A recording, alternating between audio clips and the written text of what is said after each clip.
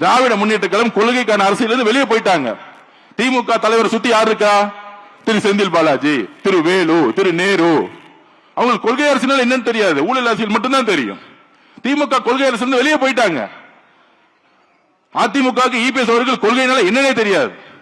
அப்ப தமிழக வெற்றி கழகம் தான் தமிழ்நாட்டில் உண்மையான பெரியார் கொள்கைகளையும் புரட்சியாளர் அம்பேத்கர் கொள்கைகளையும் காமராஜர் கொள்கைகளையும் நடைமுறைப்படுத்த வேண்டிய ஒரு கட்சி இருக்கு. அதற்கு அரசியல் வெற்றி முக்கியம், தேர்தல் அரசியல் முக்கியம்.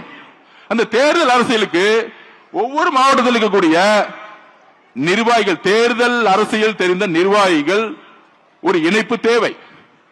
தமிழ்நாட்டை உருவாக்க ஒரு ஸ்ட்ராங்கான ஒரு கட்சி வேண்டும், அடித்தளத்தில் ஒரு கட்சி வேண்டும். அப்படிதான் இன்னைக்கு அதிமுகவுடைய இயற்கையாவே ஒட்டுமொத்த நிர்வாகிகள் தமிழக வெற்றி கழகத்தை நோக்கி மட்டும்தான் வந்துட்டு இருக்காங்க. திமுக பார்த்து போக மாட்டாங்க. அதனால நமக்கான குறிக்கோள் ஊழல்னா என்ன? மக்களுடைய பணத்தை சுரண்டாம உண்மையான ரோடு போடணும், உண்மையான பில்டிங் கட்டணும், நல்ல தண்ணி கொடுக்கணும், நல்ல கரண்ட் கொடுக்கணும். இன்னும் இது நடைமுறைப்படுத்தப்படல. இந்த குறிக்கோளோட நாம் என்றால் நம்ம எல்லோரும் ஒன்றிணைவோம். கரூரை இந்த ரவுடி கூட்டத்திலிருந்து, அது பேர் என்ன சொல்லுவாங்க, Karur gang, Karur company. Karur company என்னெல்லாம் முடக்குறாங்க? மணல் வியாபாரம், அப்புறம் டூப்ளிகேட் சரக்கு, அப்புறம் பாரு, வேற என்ன பிசினஸ்? பாட்டிலுக்கு 10 ரூபா. ஒட்டுமொத்த காசையும் இபி டிபார்ட்மெண்ட்ல டிரான்ஸ்பர் ஊழல், நிலக்கரி ஊழல், ஒட்டுமொத்த காசு 5000-10,000 கோடி வச்சுக்கிட்டு கரூரை ஒரு ரவுடி கண்ட்ரோல் வச்சிருக்காங்க. இதை முதல்ல ஃப்ரீ பண்ணி விட்டு மக்களை ஜனநாயக பூர்வமா வாழணும். எங்களுடைய குறிக்கோள் அந்தந்த தொழில் பண்றவங்க நிம்மதியா தொழில் பண்ணணும். இப்ப சினிமா தொழில் என்ன ஆச்சு பாருங்க. ரெட் ஜெயின் கம்பெனி ஏதாச்சும் படத்தை ரிலீஸ் பண்ணுதா? பண்ண முடியாது.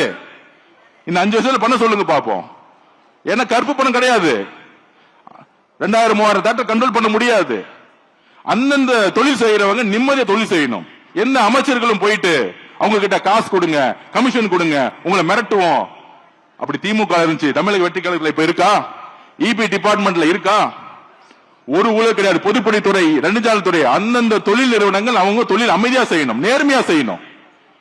அப்ப எங்களோட தலைவர் எல்லாரையும் தொழில் செய்யறதுக்கும் அவங்களுடைய தொழிலை நேர்மையா செய்யறதுக்கு எந்த விதமான அரசியல் தலையீடு இல்லாமல் ஒரு அரசியலை உருவாக்கி இருக்கார். இது எவ்வளவு பெரிய மாற்றம்!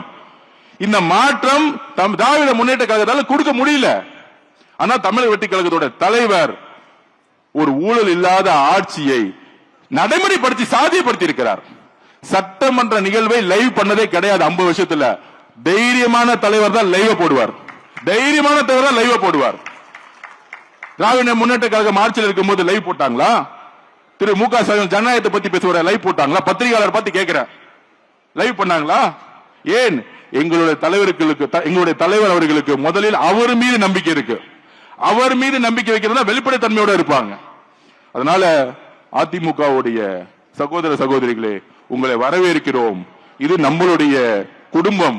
தமிழக வெற்றி கழகம் ஒரு கட்சி கிடையாது, இது ஒரு குடும்பம். எல்லாருக்குமான ஒரு எதிர்காலம் இங்கு உருவாக்கப்படும்.